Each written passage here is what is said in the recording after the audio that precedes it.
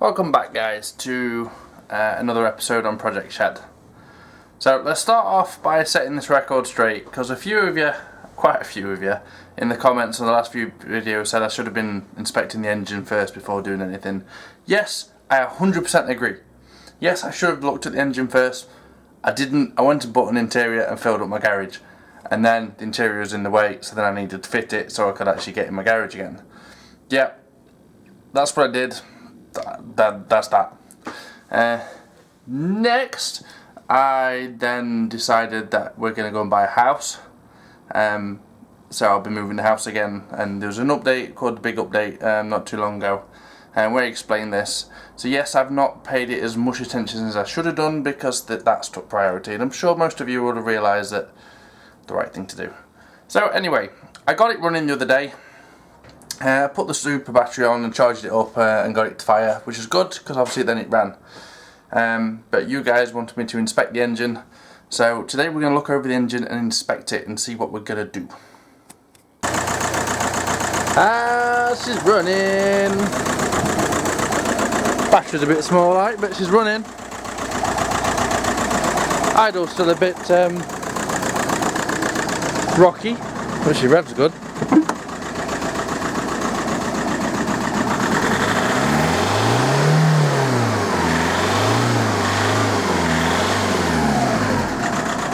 She revs good.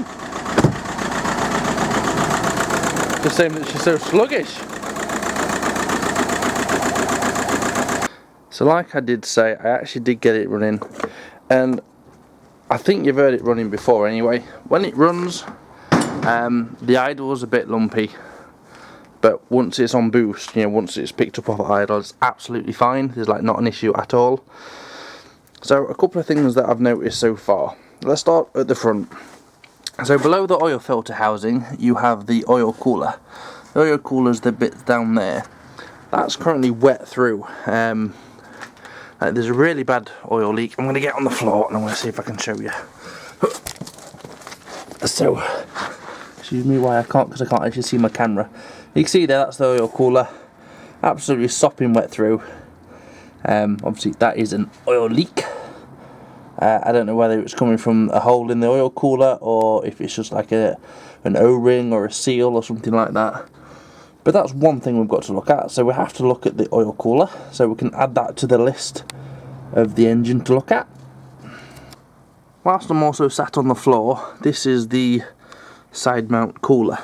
Now the last owner said that he thought he'd cracked a pipe or something like that.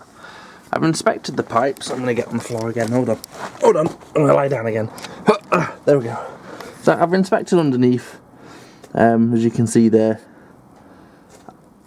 I can't see any cracks in this cooler anywhere. Not even in the pipes. The pipes are a bit crappy up at the moment. So I ain't going to touch them because I ain't got no gloves on. But I can't see no freaking cracks. Can't see any damage. So I don't really know what to do at the moment on this one. In an ideal world, I'd like to upgrade the cooler, but not until I've got the car running a lot better than it is. So at the moment, I don't think I need to check the intercooler, because it looks absolutely fine, other than being mucky and a bit clogged to crap. Whatever this is at the front of the engine, potentially oil cooler, yeah, that's piss wet through. You couldn't see that from the top. But, from down, I don't know if you can see it on the freaking camera, from down here it's freaking wet through. Bloody hell. So back up top now. Yes, it needs another battery. It needs a bigger battery with more ampage in. So yes, that's on the to-do list. New battery. Don't know what the condition of the filters are at the moment, but either way, providing the engine's fine, I'm going to service it, so then it'll have new filters. I had a warning on the dashboard saying low washer coolant, so literally a case of chucking a load of litres in there. Checked them, the jets now work because I've plumbed in the ones on the bonnet, but there is a leak that dribs all down the front from this bottle.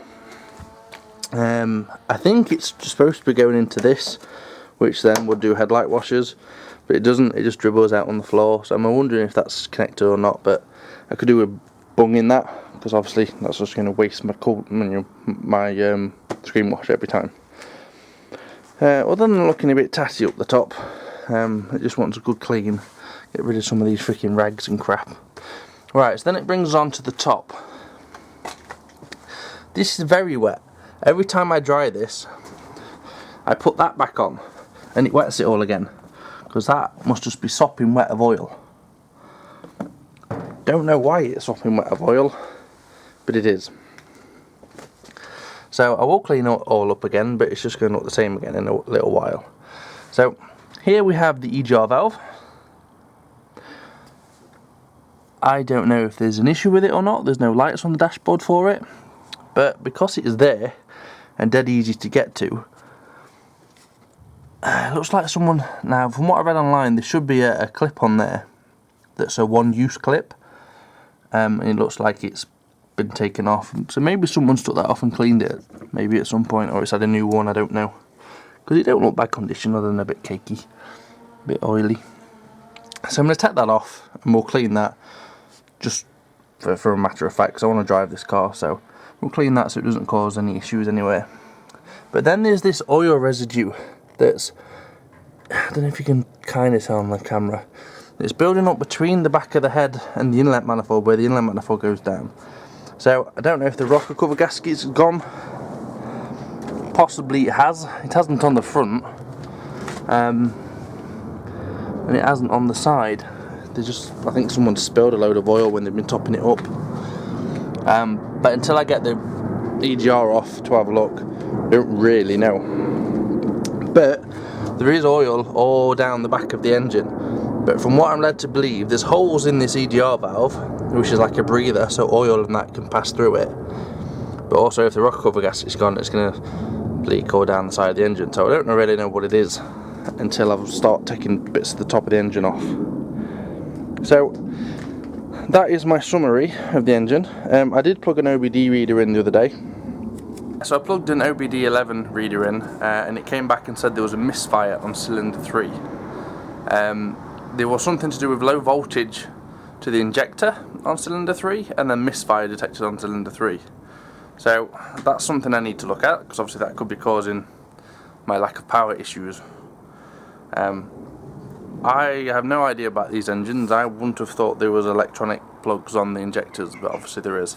I thought this was the old style diesel engine that just had like pressure fed injectors, but I'm obviously wrong on that one.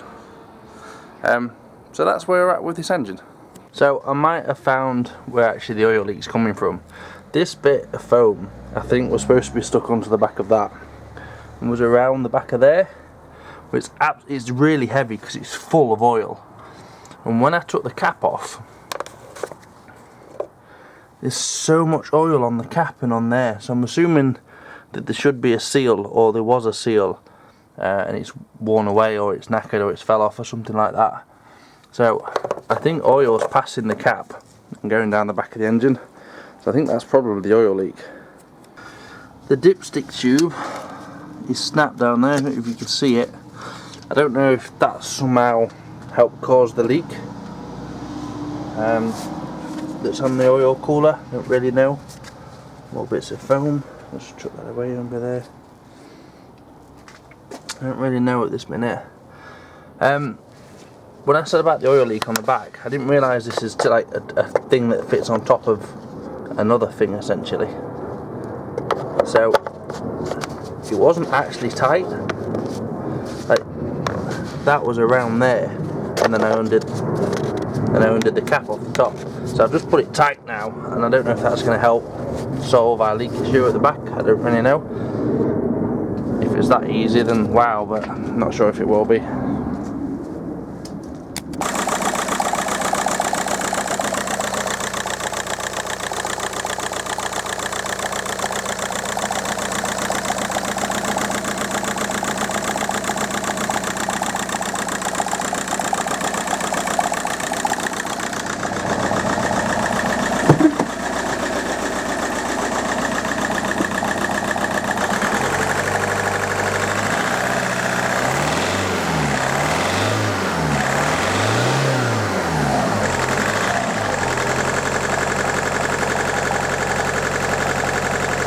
I've been doing a bit of research because I don't know a lot about these engines, and I know that the injector loom is in there. So cylinder 3 has had a misfire, and it said it's had a low voltage. I'm thinking the plug may be off or loose or something like that. So I'm going to undo the bolts, take that pipe off, and then take this cover off. Might need to take that one off as well, so I can then get to the injector room to have a look at it. So to gain access to this very back bolt, I've had to undo the EGR valve. Now the EGR valve on this looks actually pretty new, so I'm hoping there's no issues with it. But I'm going to be taking it off. That plug's broke. There we go. I'll be taking it off and having a look anyway, because I need to take it off now to get to this bolt, and then I'll be able to take the cover off, and then I'll have a look at the injector loom. So here we have the EGR valve. It's quite coked up on the inside, so it's worth being off, because we'll certainly give it a clean before it goes back on the car. But I don't think it's been causing any issues. But now we can get to this last bolt, and we can get this cover off. Look at the crap in there. That's the inlet, you know. You've got to be careful what I do now. So we have the cover off now. Other than the oil looking like ridiculously black, like really black. I was hoping to see maybe like a plug was damaged or loose or something like that, but I can't.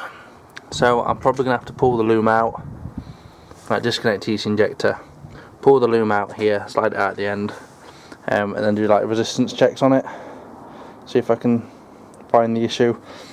Probably end up going to get another loom though, I imagine. Yes, so that's now off, that's there, it was really stuck on tight. So this is where we're at the moment. So what I'm going to do is, I've undone the bolts which hold the loom. So now I need to undo all the plugs and then pull this loom out, and hopefully we can have a look at it then on the bench. So I've gone and pulled the injector loom out. So here we can see the injector loom. Now it was saying we had an issue with the voltage for injector 3, which I believe, I could be wrong, it should be these yellow and brown ones just there. But if I have counted wrong, and I've gone from the wrong side of the engine, it'd be the red and brown one just there. But I think it's the yellow and brown one. Now, I'll be honest, I want to continue with this video, guys, for you, and inspect this loom. But I've just gone and checked my voltmeter gauge. Voltmeter, you know what I mean. But my battery's dead, so I can't actually freaking test note. So I'm a little bit stuck now till I get a battery. So I've got the loom out. I've got the EGR out, which is over there. So they both need a clean up. So you know they're going to happen now in the next video. But yeah, if I get my... Nope, wrong door. Get my voltmeter. Oh, there's a bit of life in it. Let's see if we can do some resistance checks before it dies. So I've not got my tripod set up at the moment, so I'm a little bit stuck. So I've stuck my probe down the brown in the plug just there, and now I'm connecting it into each brown on every single plug to check for resistance and connectivity. At the moment there's no issue. If there was no connection, if I unplug that at the same time you watch the screen, that's when there's no connection. So I'm going to do that for all the cables, and I'll come back to you. No, I was right, my voltmeter's died, guys. I'm going to have to call this video as it is at the moment. So I'm stuck now till I get another 9-volt battery, because I ain't got any at the moment. So we know there's an issue with injector 3 according to our engine management system that I checked. I've got the loom out to check for the voltage, because it said there was a voltage issue. It might just be a loose plug, don't really know. I'm going to clean it all up anyway, off camera, and obviously I'll have something ready to stick in the next video. Got the EGR valve off, so we'll... My door shut. So we'll clean that up for the next video as well, or in the next video. So when we refit that, we'll have no EGR issues. Not that we have anyway, but we'll may as well do it while it's off the car. So I needed to wrap this video off because I didn't finish it in the garage. I've gone and ordered a brand new loom from Volkswagen. Cost me 70 quid. So once that arrives, maybe in the next video or the video after, depending how I'm filming these, we'll get it back in the car and get it running, clean the EGR valve, you'll get it up and running, and we should be back on all 4 cylinders. So thank you for watching this video. I'll see you in the next one. Peace.